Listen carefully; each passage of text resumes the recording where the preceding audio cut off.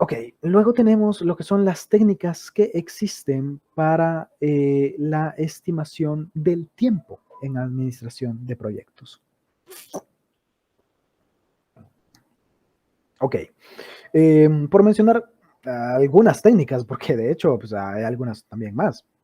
Tenemos la estimación análoga, la cual utiliza datos de proyectos anteriores similares para estimar la duración de las actividades en el proyecto actual.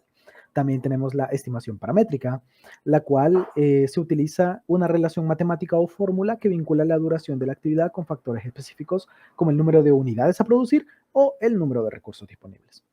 También tenemos la estimación por 3 puntos, que es el método PERT, que es Program Evaluation and Review Technique, y emplea 3 estimaciones para cada actividad: la estimación optimista, la pesimista y la más probable. Y también tiene una fórmula general para sacar el tiempo estimado, ¿verdad? Que es, pues bueno. Luego seguiríamos como la descomposición del trabajo, que es básicamente desglosar el proyecto en actividades más pequeñas y detalladas, estimando el tiempo de cada una y luego sumándolas para obtener la duración total del proyecto. Es básicamente una estructura de desglose de trabajo, ¿verdad? Luego tenemos la estimación de juicios de expertos, básicamente basarse en el conocimiento de los expertos, ¿verdad? Para aplicar esa sabiduría, ¿no? Esa experiencia en lo que es nuestro proyecto, esa inteligencia que también necesitamos y, bueno, más que todo, la experiencia de gente que ya ha estado trabajando en este tipo de proyectos. Luego tenemos la estimación por simulación. Básicamente, en este caso está el modelo Monte Carlo. ¿Qué es el modelo Monte Carlo? Básicamente utiliza un software especializado para generar cientos o miles de posibles escenarios para el proyecto, variando los tiempos de las actividades y calculando las probabilidades de los resultados. También tenemos lo que es la estimación de puntos de historia. Este se usa para proyectos ágiles. En los proyectos ágiles, la estimación de tiempo a menudo se realiza utilizando puntos de historia. Los puntos de historia se asignan a cada tarea en función de su complejidad y esfuerzo relativo en lugar de un tiempo fijo. Luego tenemos lo cual serían las técnicas de estimación de costos en la administración de proyectos, lo cual estaría de segunda manera, ¿verdad? Lo que sería la estimación análoga, que básicamente ver los proyectos anteriores, la paramétrica, que sería relaciones matemáticas, la de 3 puntos, que sería la técnica de PERT, la estimación ascendiente, que consiste en descomponer el proyecto en actividades más pequeñas y estimar el costo de cada una de ellas, y la de reserva de contingencia, que es una técnica en la que se añaden fondos adicionales para cubrir riesgos e imprevistos en el proyecto, ¿verdad? Esta está muy buena.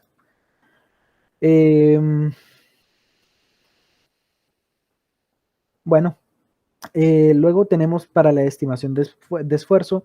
En este caso, básicamente, vendríamos a tener casi lo mismo, lo cual sería la estimación basada en los juicios de expertos, estimación por analogía, la paramétrica, por puntos de función y estimación de 3 puntos. Básicamente, estas técnicas se pueden usar para muchas cosas, ya sea para la estimación de esfuerzo, ¿verdad? La estimación de costos, la estimación del tiempo, y bueno, ¿verdad? Es algo bastante amplio. De hecho, básicamente estas 5 técnicas se pueden usar para muchas cosas. Y bueno, en este caso tenemos las técnicas que existen. Lo siento. Las técnicas. Lo siento mucho. Ajá. Las técnicas que existen para la estimación bueno, para estimar el tamaño del software en la estimación de proyectos. Primero que todo tenemos los puntos de función. Esta técnica básicamente mide el tamaño del software en función de sus funcionalidades, independientemente del lenguaje de programación o tecnología utilizada. Luego tenemos los casos de uso, use case points, los cuales miden el tamaño del software basado en los casos de uso definidos y en el proyecto, ¿verdad? Luego tenemos lo que son las líneas de código fuente, los cuales básicamente miden el tamaño del software en función del número de líneas de código que se espera escribir para completar el proyecto. Luego tenemos el punto de historia, que es básicamente popular en las metodologías ágiles y mide el tamaño de una funcionalidad o historia de usuario según su complejidad, riesgo, esfuerzo necesario. Luego tenemos el método COSMIC, que viene del acrónimo en inglés Common Software Measurement International Consortium, lo cual es una técnica que mide el tamaño del software en términos de sus flujos de datos, es decir, la cantidad de entradas, salidas, lecturas y escrituras de datos. Es una técnica orientada a medir sistemas que tienen un procesamiento intensivo de datos. Ok, y bueno, en este caso tenemos un poco lo que es, y explicaría un ejemplo de estimación de un proyecto de software. En este caso, el proyecto que desarrollamos, el software a desarrollar sería una gestión de tareas. Bueno, primero que todo tenemos lo que es en la fase 1, ¿verdad? La recolección de requisitos y planificación inicial.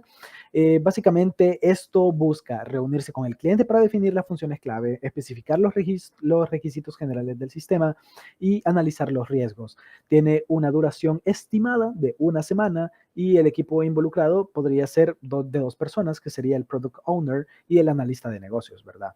En este caso, bueno, luego tenemos la fase 2, que sería el diseño y la arquitectura del sistema. Para eso se presupuestan hasta 2 semanas de trabajo. Primero que todo, se empieza con el diseño de la base de datos, lo cual también está entrelazada con la definición de la arquitectura del software y la creación de wireframes y prototipos para la interfaz de usuario.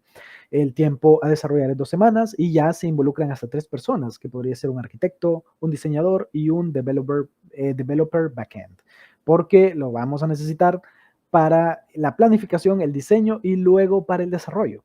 Por lo cual nos lleva a la fase 3, que sería el desarrollo de backend. Básicamente, eso se va a desarrollar en 5 semanas y se dividen en sprints, que básicamente son lo que son ciclos. Va básicamente en ciclos. El primer sprint serían las primeras 2 semanas y se implementaría la base de datos y la configuración de los servidores y servicios de backend. En el sprint 2, que sería en la semana 3 y 4, sería el desarrollo de la lógica para creación y asignación de tareas, integración del sistema de autentificación de usuarios, que sería el login y el registro. Y en la semana 3, el desarrollo de la API REST para manipular las tareas y integración con la base de datos para operaciones, que en este caso se podría ocupar CRUD. Luego tenemos que en este caso serían 5 semanas de desarrollo. Luego tenemos el desarrollo del frontend, en el cual en el sprint 1, bueno, que por cierto, ese se divide en 4 semanas, semanas 1 y 2 tenemos el desarrollo de la interfaz e inicio de sesión y la pantalla de lista de tareas y filtros. En el sprint 2 tenemos la pantalla de detalles de tarea y opción de editar y las notificaciones en tiempo real. Esto serían 4 semanas de desarrollo. Luego tenemos la fase 5, que son las pruebas y control de calidad. Básicamente pruebas unitarias, rutinarias y de integración, las pruebas de usabilidad y corrección de errores y ajuste de la interfaz. Luego tenemos el despliegue y entrega, que sería básicamente un despliegue en ambiente de producción, luego un entrenamiento al cliente sobre el uso de la aplicación y luego la documentación técnica y de usuario final, ¿verdad? Extremadamente importante. Básicamente, en total nos llega saliendo un proyecto de hasta 15 semanas. Y pues bueno, también para eso hay que tener la estimación de los recursos humanos, como lo pueden ser de 5 a 6 personas, y las capacidades que se requieren, ¿verdad? Como lo son el desarrollo de backend, frontend, diseño, pruebas y DevOps. Y con consideraciones, simplemente tener en cuenta las dependencias externas, como, bueno, la integración con servicios de terceros, los posibles riesgos y los factores de incertidumbre. Y claramente la estimación de costos, ¿verdad? Que esto se puede calcular básicamente en horas estimadas y la tarifa de hora del equipo, además de las herramientas y servicios externos necesarios, que son extremadamente importantes. Ok, ya para ir terminando tenemos lo que son las conclusiones. Tenemos que saber que, bueno, como conclusión con todo esto, tenemos que la administración de proyectos es esencial, no solo para organizar y optimizar el uso de recursos, sino también para alcanzar los objetivos de manera eficiente y en el tiempo estipulado. Las estimaciones precisas son claves, ya que permiten prever recursos de esfuerzo y costos, evitando sobrecostos y retrasos que podrían comprometer el éxito del proyecto. En particular, las técnicas de estimación como los puntos de función y el modelo PERT en proyectos de software ayudan a prever el esfuerzo requerido en función de las características del proyecto, facilitando la planificación adecuada. También podemos concluir concluir que herramientas como Microsoft Project y Lucidchart también son fundamentales para visualizar cronogramas y flujos de trabajo, ofreciendo un control mayor sobre el progreso del proyecto. Además, una administración efectiva de proyectos promueve colaboración, fomenta la comunicación más clara y fortalece la confianza del cliente al asegurar la transparencia y cumplimiento. Como recomendaciones, podemos dar el utilizar herramientas de gestión de proyectos, herramientas como lo es Microsoft Project, Trello, Lucidchart, que ofrecen estructuras visuales y diagramas que facilitan la planificación y el seguimiento del proyecto. Y también, pues, el desarrollar una estrategia de gestión de riesgos. Sabemos que es importante que los gestores de proyectos identifiquen y evalúen posibles riesgos desde el inicio del proyecto y desarrollen un plan de mitigación. Esto incluye la identificación de factores externos y cambios en los requisitos del cliente.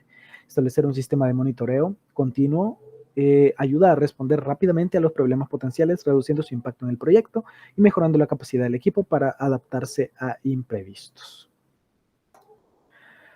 Bueno, esto sería todo. Muchísimas gracias por su atención prestada. Muy, muy agradecido. Eso sería todo de mi parte.